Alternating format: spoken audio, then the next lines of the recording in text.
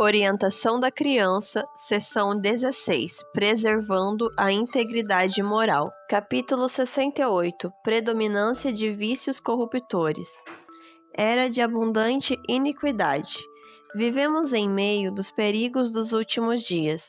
Por se generalizar a iniquidade, o amor de muitos esfriará. A palavra muitos refere-se aos professos seguidores de Cristo.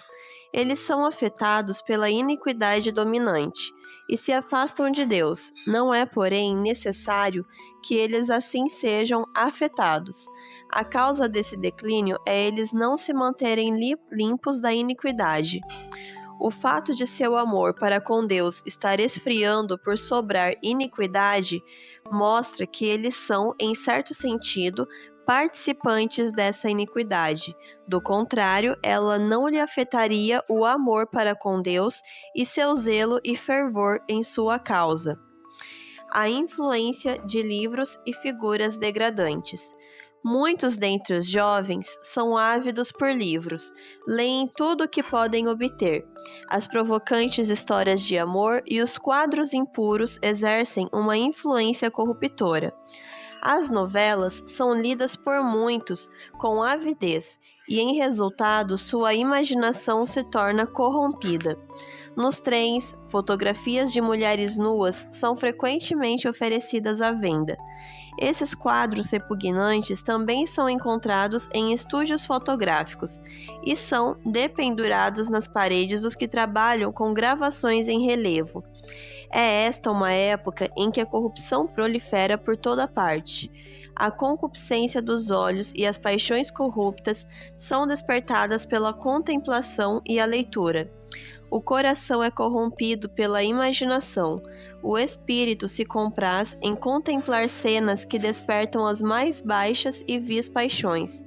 Essas desprezíveis imagens, vistas através de uma imaginação deturpada, corrompem a moral e preparam as criaturas enganadas e imprudentes para darem rédeas soltas às paixões pecaminosas. Então, se seguem pecados e crimes que arrastam os seres formados à imagem de Deus ao baixo nível dos animais, mergulhando-os no final na perdição. Licenciosidade, pecado especial. Foi-me apresentado terrível quadro da condição do mundo. A iniquidade alastra-se por toda parte. A licenciosidade é o pecado especial deste século. Jamais o vício ergueu a cabeça disforme com tal ousadia como faz agora. O povo parece estar entorpecido, e os amantes da virtude e da verdadeira piedade acham-se quase desanimados por sua ousadia, força e predominância. Foi-me apresentado como verdadeira descrição do mundo antes da segunda vinda de Cristo.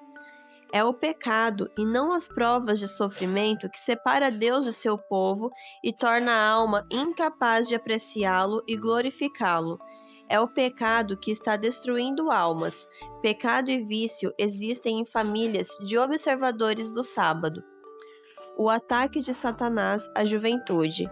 É obra especial de Satanás, nestes últimos dias, tomar posse da mente dos jovens, corromper os pensamentos e inflamar as paixões, pois sabe que, assim fazendo, pode levar a ações impuras, e assim se tornarão vis todas as nobres faculdades da mente, e ele poderá dirigi-las para satisfazer aos seus próprios propósitos.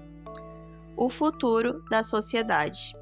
A juventude de hoje é o indicativo certo do futuro da sociedade e, ao vê-la, que podemos esperar desse futuro? A maioria é amante dos prazeres e avessa ao trabalho. Tem muito pouco domínio próprio e fica exaltada e furiosa ante a mais leve ocorrência.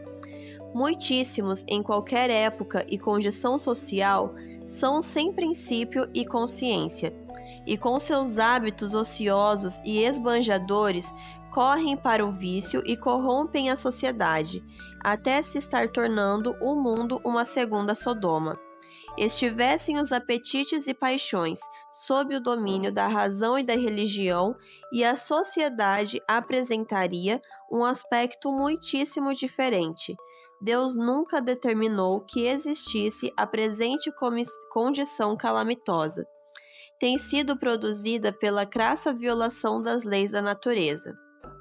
Os problemas do abuso. Alguns que fazem alta profissão de fé não compreendem o pecado da masturbação e seus seguros resultados. O hábito longamente arraigado lhes tem cegado o entendimento. Eles não avaliam a excessiva malignidade deste degradante pecado. Jovens e crianças de ambos os sexos se entregam à poluição moral e praticam esse repulsivo vício, destruidor da alma e do corpo.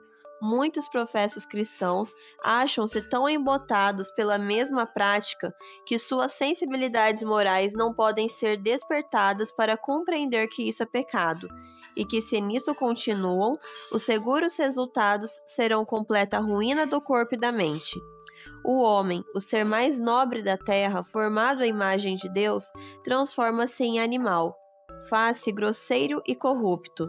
Todo cristão terá de aprender a refrear as paixões e a ser regido por princípios. A menos que assim faça, é indigno do nome de cristão. A corrupção moral tem feito mais do que qualquer outro mal para causar a degeneração da humanidade.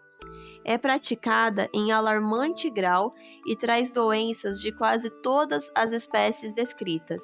Mesmo crianças nascidas com irritabilidade natural dos órgãos sexuais encontram alívio momentâneo em tocá-los, o que apenas aumenta a irritação e leva à repetição do ato, até se estabelecer um hábito que aumenta com o crescimento. As tendências licenciosas são herdadas. Geralmente, os pais não suspeitam que os filhos compreendem algo a respeito do vício. Em muitíssimos casos, os pais são os verdadeiros pecadores. Têm abusado dos privilégios matrimoniais e, pela condescendência, fortalecido suas paixões sensuais. E, ao se fortalecerem estas, têm-se enfraquecido as faculdades morais e intelectuais. O espiritual tem sido superado pelo animalesco. Nascem crianças com tendências animais grandemente desenvolvidas, tendo-lhes sido transmitido o próprio retrato do caráter dos pais. Os filhos nascidos desses pais quase que invariavelmente se inclinam aos repulsivos hábitos da masturbação. Os pecados dos pais serão visitados sobre seus filhos, pois os pais lhes têm dado o estigma das próprias tendências licenciosas, uma fascinante escravidão. Tenho sentido profundamente ao ver a poderosa influência das paixões sensuais no controle de homens e mulheres de inteligência e habilidade fora do comum. Seriam capazes de se empenhar numa boa obra, de exercer poderosa influência, não estivessem escravizados por baixas paixões. Minha confiança na humanidade tem sido terrivelmente abalada. Tem-me sido mostrado que pessoas de comportamento aparentemente bom, que não tomam injustificável liberdade com o outro sexo, eram culpadas de praticar a masturbação quase todos os dias de sua vida. Não se têm afastado desse terrível pecado, mesmo durante as mais solenes reuniões.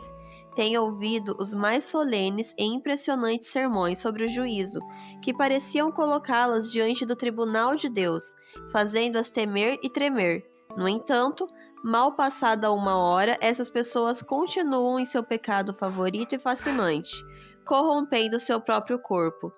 Eram tão escravas do terrível crime que pareciam destituídas de poder para controlar suas paixões.